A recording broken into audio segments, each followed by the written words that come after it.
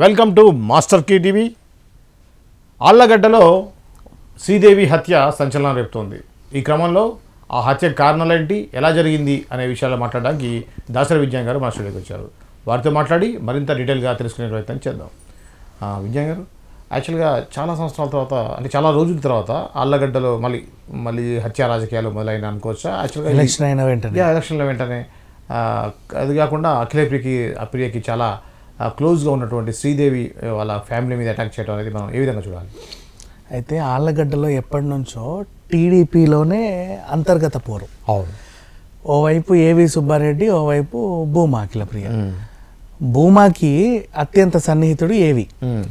ఆయన చనిపోయిన తర్వాత ఈయన ఏం చేశాడు అంటే, ఆయన వర్గంతో ఆయనకు మద్దతు ఇచ్చాడు. ఆయన చనిపోయిన తర్వాత ఆ పోస్ట్ని కొంచెం ఎక్స్పెక్ట్ చేశాడు. రెడ్డి మాకు కావాలి, నాకు క్యాడర్ ఉంది, సార్తో తిరిగిన రోజులు వీళ్ళందరినీ నేనే చూసుకున్నా, భూమాతో తిరిగినప్పుడు వాళ్ళందరూ నేనే చూసుకున్నా అని ఆయన. కూతురికి ఎట్లా ఇస్తావు, ఆ పిల్లకి ఏమొచ్చని, వాళ్ళ చదువుకున్న పిల్లలు అప్పుడే అట్లా వచ్చిండ్రు, అట్లా ఎట్లా ఇస్తావు, కొంచెం ఈ నాలెడ్జ్ ఉండాలా, ఎక్కడ ల్యాండ్లు ఏమైనాయి, ఎక్కడ ఏం సెటిల్మెంట్లు ఉన్నాయి, ఎక్కడ ఏమేమి చేసిండ్రు, ఎక్కడ రోడ్లు ఉన్నాయి, ఇవన్నీ నాకు తెలుసు. తిరిగి నాగిరెడ్డి తర్వాత సుబ్బారెడ్డి ఎక్స్పెక్ట్ చేశాడు. ఏవి సుబ్బారెడ్డి భూమాకు సంబంధం లేకుండా ఫ్యామిలీకి. కానీ చంద్రబాబు నాయుడు గారు ఏం చేశారు, అఖిలప్రియని నిలబెట్టి ఆ పిల్ల గెలిచింది, మంత్రి అయింది, మంచిగా అంటే కొన్నాళ్ళు బాగానే ఉంది. తర్వాత వాళ్ళ చెల్లి, ఆమెకి చిన్న ల్యాండ్ సెటిల్మెంట్లలో గొడవలు ఉన్నప్పుడు ప్రతిసారి ఏదో ఒక కేసు ఉండేది. తర్వాత వాళ్ళ ఇక్కడ మంచిరేవుల దగ్గర స్థలం కోసము మా అక్కను ఆక్రమించిందని తమ్ముడే అక్క మీద కేసు పెట్టిన పరిస్థితి వచ్చింది. అన్నదమ్ములు అక్క చెల్లెలు కూడా కొట్లాడుకున్నారు. ఒకనొక టైంలో కిడ్నాప్ హంగామా, ఆ టైంలో ఆమె జైలుకి వెళ్ళడం, చెల్లి మౌనిక కూడా పైకి వచ్చి గట్టిగా మాట్లాడింది. తర్వాత మౌనిక రెడ్డి ఏమో మన మంచు వాళ్ళ ఫ్యామిలీకి కోడలు అవ్వడం, ఆయన ఈమెకి రెండో వివాహం అవ్వడం, కొడుకుతో పాటు ఆయన పెళ్లి చేసుకోవడం, ఆయన ఆళ్లగడ్డ అల్లుడు అయ్యాడు. వీళ్ళందరూ కూడా ఆహ్వానించారు. ఒక మోస్తారు. కొన్నాళ్ళు ఒక డ్రామా జరిగింది, సైలెంట్ అయింది. తర్వాత ఒక రోజు ఏంటంటే లోకేష్ ఆయన పాదయాత్రలో భాగంగా ఆళ్లగడ్డకు రావాల్సి వచ్చింది. అయితే దండేసి స్టేజ్ డెకరేట్ చేయాల్సింది మేము, వాళ్ళు ఆల్రెడీ స్టేజ్ చేసి క్యాడర్ అంతా ఆడ ఉంది. భూమా జగత్ విఖ్యాత్ రెడ్డి ఆయన కూడా స్టేజ్ వేసి రెడీ చేశాడు. సార్ ఇటే వస్తాడు, లేదు సార్ ఇటే వస్తాడు, లేదు ఇటు వస్తాడు, లేదు ఇటు వస్తాడు, ఏరా అని కొట్లాడుకున్నారు అందరూ. ఈమె కూడా తోసింది తన్నింది అని చెప్పాడు ఆయన, కేసు పెట్టాడు. ఏవి సుబ్బారెడ్డి కూడా ఉంది, విజువల్స్ కూడా ఉన్నాయి, ఈమె గట్టిగా అరవడం తొయ్యడం లాంటివి కూడా ఉన్నాయి. ఆ తర్వాత లోకేష్ ఏం చేశాడంటే ఏవి సుబ్బారెడ్డిని పట్టించుకోకుండా జగత్ విఖ్యాత్ రెడ్డి దగ్గరికి వచ్చి సభలో పాల్గొన్నాడు. నా కొడకల్లారా నార తీస్తా అని చెప్పి గట్టిగా అరిచాడు.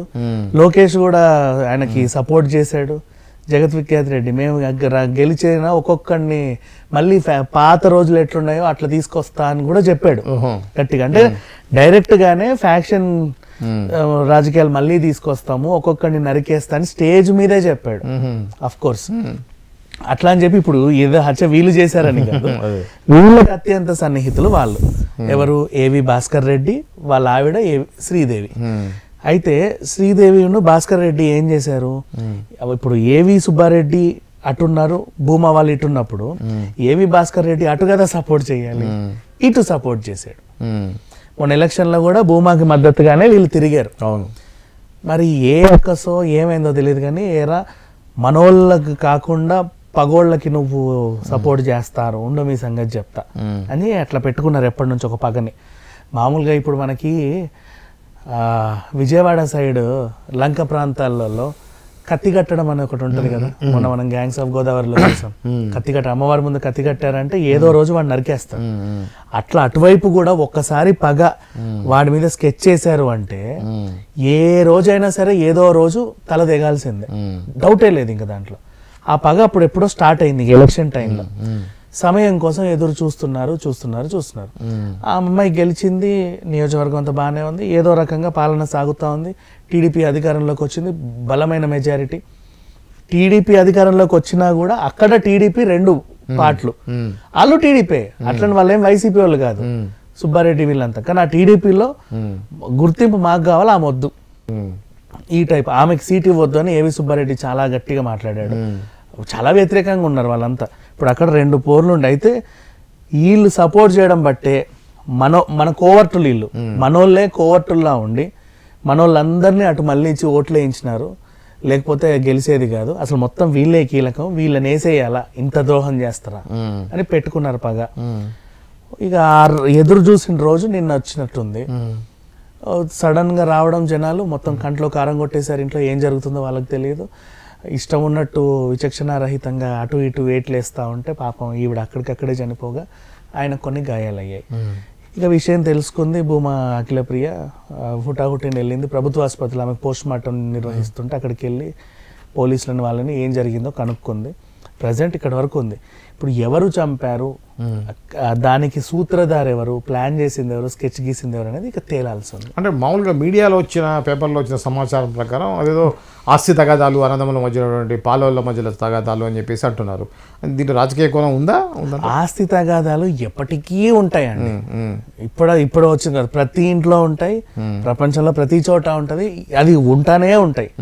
ఇక్కడ రీసెంట్ జరిగిన సిచ్యువేషన్ అయితే ఏంటంటే, అప్పుడు లోకేష్ వచ్చినప్పుడు వీళ్ళు ఇటు వెళ్ళిన తర్వాత మేము టీడీపీలోనే ఉన్నాం, మా గుర్తింపు లేదని ఆయన చాలా కుంగిపోతుంటే, ఆ టైంలో ఎటు చేసి భూమని ఓడిపిద్దామని ఆయన కంకణం కట్టుకొని కూర్చుంటే వాళ్ళ మనుషులే ఇటు సపోర్ట్ చేసి వాళ్ళందరినీ వెనక నుంచి ఇటు మళ్లించేసరికి ఆ కసి పెరిగింది.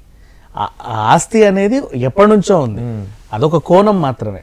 కాకపోతే అక్కడ ఫ్యాక్షన్ ఈ ఏరియాలలో ఆళ్ళగడ్డ, బనగానపల్లి ఈ సైడ్ ఎట్లా ఉంటుంది అంటే కర్నూలు సైడ్ ఒక్కసారి ఆ పగ అట్లా పెరిగింది అంటే ఇంకంతే. అది ఇక అంటే వాళ్ళకి ఎన్ని రీజన్లు ఉన్నా ఇప్పుడు పోలీసుల ఎంక్వైరీలో ఇవి రాసుకుంటారు ఆస్తి తగాదాలు.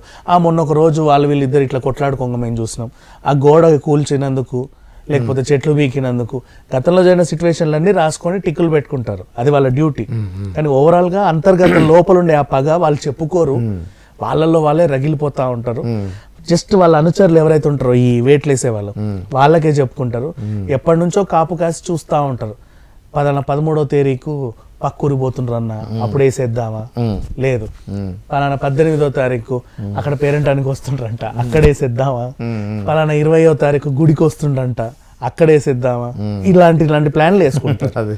అట్లా ఒక 25వ తారీఖు ఇట్లా ఎవరు ఉండరంట, వాళ్ళిద్దరు మాత్రమే పలానా చోట దొరుకుతారంట అనే ఒక స్కెచ్ సడన్ గా రావడం, కంట్లో పడవడం, ఎవడొచ్చాడో కూడా తెలిసే లోపే కంట్లో కారం పడింది, ముసుగులేసుకుని వచ్చారట. అలా ఉంది పరిస్థితి. మరి ఈయన కొంచెం కోలుకొని ఆయన ఏదైనా చెబితే తెలుస్తుంది అంతే. ఇదండి ఏదైతే ఉందో ఆళ్ళగడ్డలో జరిగినటువంటి ఏవి శ్రీదేవి సంబంధించినటువంటి హత్య సంబంధించినటువంటి వివరాలు. మరో అంశంతో మళ్ళీ కలుద్దాం. అంతవరకు చూస్తూనే ఉండండి మాస్టర్ కీ టీవీ.